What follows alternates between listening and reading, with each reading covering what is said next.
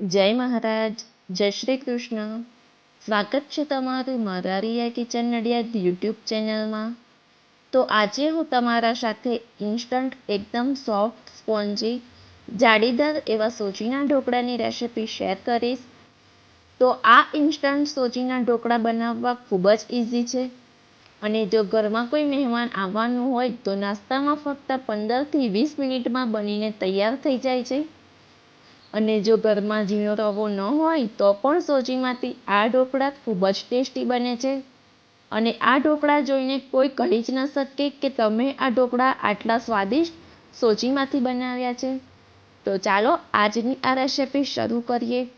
તો ઢોકળા બનાવવા માટે અહીંયા મેં ઘરમાં રહેલી સોજીનો જ ઉપયોગ કર્યો છે. તો હવે જો ઘરમાં રવો ન હોય તો આ રીતે સોજી પણ લઈ શકો છો. તો અહીંયા મિક્સર જારમાં આપણે 2 કપ સોજી લઈશું અને સોજીને આપણે 2 થી 3 વખત એક રાઉન્ડ કરી લઈશું, જેથી આપણા ઢોકળા બન્યા પછી તે ભૂકો ન થઈ જાય.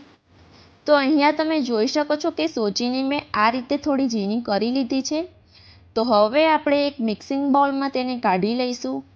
ત્યારબાદ તેમાં 1 કપ દહીં ઉમેરી તેને મિક્સ કરી લઈશું અને જરૂર પ્રમાણે તેમાં પાણી ઉમેરીને એક સરખું મિક્સ કરીને બેટરને તૈયાર કરી લઈશું, જેથી સોજી આપણી સારી રીતે પલળીને ફૂલી શકે. તો અહીંયા પાણી આપણે પહેલાંથી વધારે નહીં ઉમેરવાનું, કારણ કે આપણે જેમ પાણી ઉમેરીશું તેમ સોજી પાણી વધારે ઓબ્ઝર્વ કરે છે. તો હવે આપણે ઢાંકણ ઢાંકીને તેને 15 થી 20 મિનિટ માટે રહેવા દઈશું. ત્યાં સુધી આપણે આદુ મરચાંની પેસ્ટ બનાવી લઈએ. તો તેના માટે અહીંયા મેં 1 નંગ આદુના ઝીણા ઝીણા ટુકડા કરીને લીધા છે, સાથે જ 2 થી 3 નંગ લીલા મરચાંના ટુકડા. તો અહીંયા તીખાશ તમારા ઘરમાં જેટલી ખવાતી હોય તે પ્રમાણે તમે વધુ કે ઓછી રાખી શકો છો. તો હવે 15 થી 20 મિનિટ થઈ ગઈ છે અને સોજીને તમે જોઈ શકો છો કે સારી રીતે ફૂલી ગઈ છે. તો હવે આપણે તેમાં થોડું થોડું પાણી ઉમેરીને બેટરને એક સરખું સ્મૂથ કરી લઈએ. તો અહીંયા તમે બેટરની કન્સિસ્ટન્સી જોઈ શકો છો કે તે આ રીતની રિબિનની જેમ નીચે પડી રહ્યું છે. તો હવે આપણે તેમાં મસાલા કરીશું. તો અહીંયા હું 2 થાળી જેટલું બેટર એક બાઉલમાં કાઢી લઉં છું અને તેમાં સ્વાદ પ્રમાણે મીઠું, આદુ મરચાંની જે પેસ્ટ બનાવી હતી તે ઉમેરીશું. તો તીખાશની પ્રમાણ તમે તમારા સ્વાદ પ્રમાણે વધારે કે ઓછી રાખી શકો છો. ત્યારબાદ હવે આપણે તેમાં 1 થી 2 ટેબલસ્પૂન તેલ ઉમેરીને મિક્સ કરી લઈશું. સાથે જ તેમાં હાફ ટીસ્પૂન હળદર ઉમેરીશું. તો અહીંયા હળદર ઉમેરવી તમારે ઓપ્શનલ છે, અહીંયા તમારી ચોઈસ કે તમારે કેવા બનાવવા છે, પણ જો આ રીતે ઢોકળા બનાવશો તો તેનો ટેસ્ટ ખૂબ જ સરસ આવે છે. તો અહીંયા તમે મસાલાની બધી જ પ્રિપરેશન આ રીતે કરીને રાખી શકો છો. તો હવે આપણે 2 ઢોકળાની પ્લેટને તેલથી ગ્રીસ કરી લઈશું. ત્યારબાદ બેટરમાં 1 ટીસ્પૂન જેટલો ઈનો ઉમેરીશું. તમે ઈનોની જગ્યાએ ખાવાનો સોડા પણ લઈ શકો છો, પણ ઈનોથી વધુ સારું રિઝલ્ટ મળે છે. અને જ્યારે પણ તમે આ રીતે ઢોકળા બનાવો તો ક્યારેય એકસાથે બેટરમાં ઈનો ન ઉમેરતા, નહીં તો ઈનોનું એક્ટિવેટ ફર્મેન્ટેશન જેમ જેમ ડાઉન થશે તેમ તેમ આપણા ઢોકળા બિલકુલ પણ સોફ્ટ નહીં બને.